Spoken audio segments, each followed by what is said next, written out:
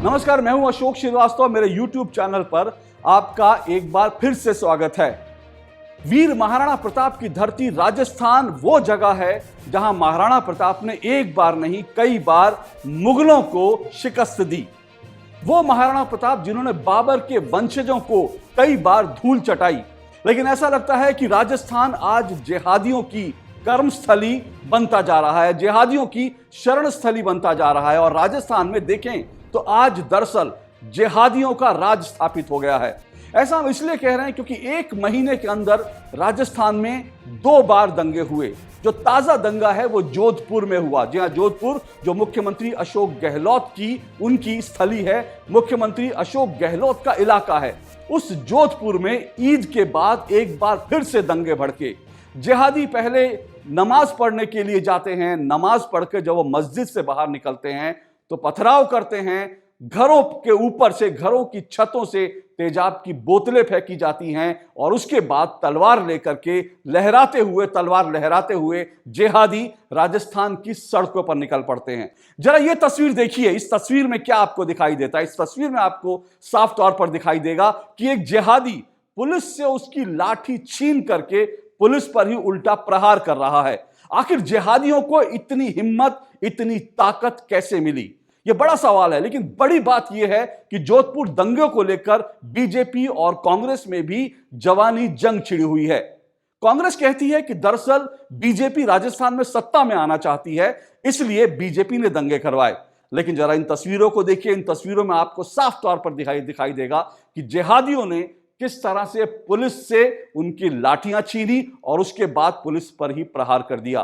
राजस्थान के एक पुलिस अधिकारी इस दंगे में गंभीर रूप से घायल हुए हैं और चोटिल हुए हैं। सोशल मीडिया पर अगर आप जाएंगे तो इन जिहादियों के जो संरक्षक हैं वो साफ तौर पर ये आपको बताते हुए दिखेंगे कि दरअसल इस दंगे की शुरुआत तब हुई जब कुछ हिंदुओं ने एक लाउड स्पीकर उतारा। एक नहीं, मतलब कई लाउड स्पीकर उतारे जो दरअसल ईद की नमाज के लिए लगाए गए थे। लेकिन अगर आप जोधपुर के जो स्थानीय निवासी हैं, जो कि इस पूरी घटना का बाकायदा समय के साथ इसका पूरा वर्णन दे रहे हैं, आप अगर उनकी बात पे यकीन करेंगे, उनकी बात मानेंगे तो आपको पता चलेगा कि दरअसल इस दंगे की साजिश कैसे रची गई थी और किस तरह से यह पूरा दंगा फैला। इस दंगे की शुरुआत सबसे पहले तब होती है जब बाकायदा ईद से एक दिन पहले रात को जिहादी बाकायदा एक स्वतंत्रता सेनानी का अपमान करते हुए उस स्वतंत्रता सेनानी की प्रतिमा पर बाकायदा एक टेप चिपका देते हैं। और स्वतंत्रता सेनानी की प्रतिमा जो कि एक चौराहे पर लगी थी, उस चौराहे पर स्वतंत्रता सेनानी की प्रतिमा के आसपास इस्लामी झंडे लगा दिए जाते हैं। आप खुद सोचिए कि एक स्वतंत्रता सेनानी की तस्वीर का ऐसा अपमान करने की हिमाकत और हिम्मत इन जिहादियों को कहां से मिल रही है। लेकिन इस बात सिर्फ इतनी नहीं हुई कि इस्लाम के जो रक्षक अपने आप को कहते हैं और जो जिहादी हैं, उन्होंने बाकायदा स्वतंत्रता सेनानी की मूर्ति पर उनका अपमान किया, बल्कि उन्होंने भगवान परशुराम की जयंती के दिन जो भगवा झंडे लगाए गए थे उन भगवा झंडों को भी उतार दिया। और कुछ प्रत्यक्षदर्शी ये कहते हैं कि भगवा झंडों के ऊपर बाकायदा उनको भगवा झंडों को पैरों से रौंदा गया। ये सब कुछ जब वहां पर लोगों ने देखा, क्योंकि अगर जोधपुर की बात करें, जोधपुर वो इलाका है जहां पर ज्यादा बड़ी तादाद में हिंदू रहते हैं। और जैसे ही हिंदुओं को खबर लगी कि एक स्वतंत्रता सेनानी का अपमान किया गया है और बाकायदा भगवा झंडों को उतार करके उनको पैरों तले रौंदा जा रहा है, तो हिंदुओं की भीड़ आई और रात को उन्होंने प्रतिक्रिया स्वरूप इसका प्रतिकार करने के लिए उन्होंने जो लाउड स्पीकर वहां लगे थे उन लाउड स्पीकरों को उतार दिया। आप जानते हैं कि लाउड स्पीकर को लेकर पूरे देश में इस वक्त जो है बवाल छिड़ा हुआ है और जो अवैध लाउड स्पीकर और जो तय मानकों से, सुप्रीम कोर्ट के द्वारा जो तय मानकों से ज्यादा आवाज में जो लाउड स्पीकर आवाज कर रहे हैं, उनको हटाने की मुहिम पूरे देश में चल रही है। और उत्तर प्रदेश ने बड़ी ही शांति के साथ ऐसे तमाम लाउड स्पीकरों को हटा दिया, उनकी आवाज कम करवा दी। लेकिन राजस्थान में आपने यह भी देखा होगा कि ईद की नमाज के लिए जगह जगह सड़कों पर लाउड स्पीकर लगा दिए गए। तो ये लाउड स्पीकर जब हिंदुओं ने प्रतिकार स्वरूप उतारे, तो उसके बाद रात को जिहादियों की भीड़ जो है निकली और उसने बाकायदा भगवा झंडों को और दोबारा अपमानित करना शुरू किया और उन्होंने बाकायदा लोगों पर हमला बोल दिया। और इस हमले के बाद पुलिस आई, पुलिस ने बीच बचाव किया और ऐसा लग रहा था कि ईद से एक दिन पहले जो विवाद शुरू होने वाला था वो विवाद ठंडा हो गया। लेकिन वो विवाद खत्म नहीं हुआ, क्योंकि ईद की पहली नमाज जो सुबह की नमाज होती है, उस नमाज को पढ़कर जो बाकायदा जिहादी हैं वो मस्जिद से निकले और उसके बाद उन्होंने शहरों में पथराव करना शुरू कर दिया। और देखते देखते ये पूरा पथराव और जो पूरा दंगा है, जोधपुर के 10 थाना क्षेत्रों में ये दंगा धीरे धीरे फैल गया।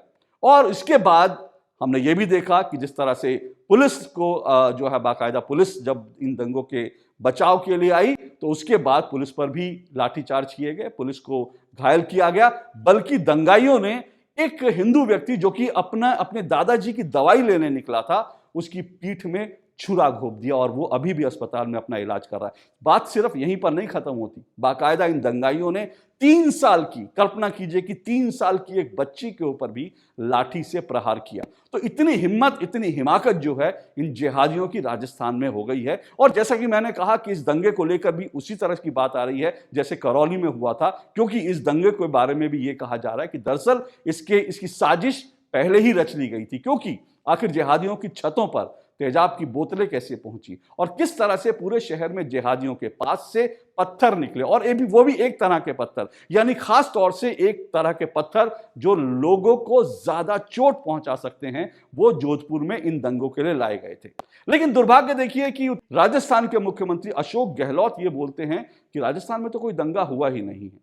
लेकिन असलियत क्या है? जैसा मैंने कहा कि असलियत यह है कि राजस्थान में बीते 1 महीने में 2 दंगे हो चुके हैं। एक दंगा जो कि ईद के बाद होता है और बाकायदा भगवे का अपमान करने के बाद और एक स्वतंत्रता सेनानी का अपमान करने के बाद जिस दंगे की शुरुआत होती है, वही जो उससे पहले दंगा हुआ था, जो करौली का दंगा था। करौली के दंगे की शुरुआत तब हुई जब हिंदू नववर्ष पर बाकायदा जो हिंदू संगठन है, दरअसल जब वो अपना शोभा यात्रा निकाल रहे थे, उस शोभा यात्रा पर पथराव करके हुई। और उसकी भी अगर आपने मीडिया फुटेज देखी हो, रिपोर्ट देखी हो, तो बाकायदा उसमें भी साफ तौर पर जहां जहां जो रूट था दरअसल इस शोभा यात्रा का, उस रूट पे मस्जिद के किनारे जो घर बने हुए थे, उन घरों पर पहले से ही पत्थर जुटा लिए गए थे। बाद में जिहादियों ने यह बहाना दिया कि दरअसल भड़काऊ नारे लग रहे थे, लेकिन भड़काऊ नारे अगर आप पुलिस की माने, पुलिस ने इस मामले में जो पहली, राजस्थान की पुलिस, अशोक गहलोत की पुलिस ने इस पूरे मामले में जो पहली FIR दर्ज की थी, उसमें पुलिस ने खुद लिखा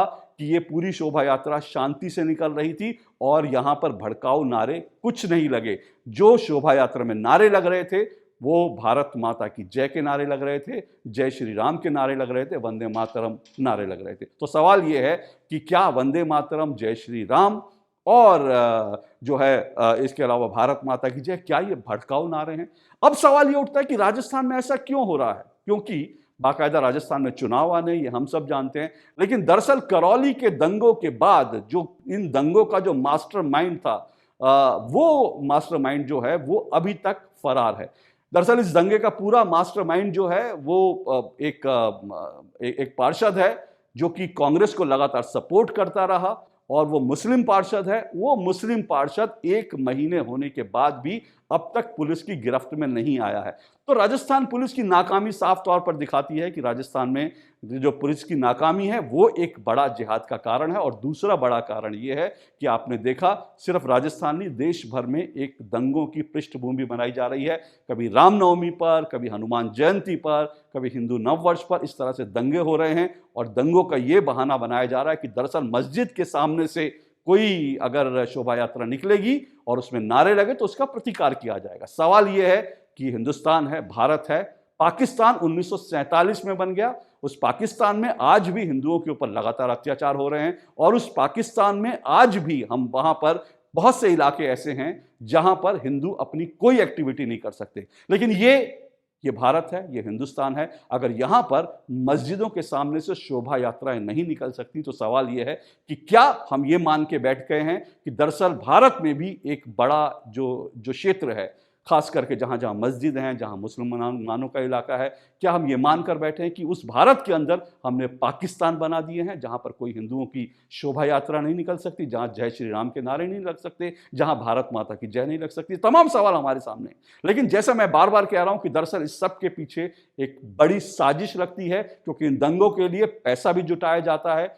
पीएफआई नामक संगठन जो इन दंगों के लिए पैसा जुटाता है। और दूसरी बड़ी बात यह है कि यहाँ पर जो पत्थर या हथियार आते हैं वो भी जहाँ जहाँ दंगे होने होते हैं वहाँ पहले से ही पहुँच जाते हैं। इस तरह के दंगे, सवाल यह है कि रामनवमी पर, हनुमान जयंती पर और बाकी नववर्ष प्रतिपदा पर जिस उत्तर प्रदेश में एक जगह भी पथराव नहीं हुआ, एक जगह भी दंगे नहीं हुए और लाउड स्पीकर पर बड़ी शांति से वो लाउड स्पीकर उतार दिए गए, तो आखिर उत्तर प्रदेश में ऐसा क्या है जो राजस्थान नहीं कर सकता? ये सवाल इसलिए लाजमी है क्योंकि उत्तर प्रदेश में दरअसल कानून व्यवस्था को योगी आदित्यनाथ ने चाक चौबंद कर दिया और वहां किसी भी दंगाई को बख्शा नहीं जा रहा। लेकिन राजस्थान में दंगाई जो है वो बाकायदा पुलिस की गिरफ्त में नहीं है और इसीलिए राजस्थान में लगातार दंगे हो रहे हैं, लगातार भगवा का अपमान हो रहा है। तो सवाल ये है कि क्या इसी तरह से राजस्थान चलेगा? अगर राजस्थान इसी तरह से चलेगा तो बहुत सारे सवाल मुख्यमंत्री अशोक गहलोत पर भी उठेंगे, वहां कांग्रेस की सरकार पर भी उठेंगे और साथ साथ वहां पर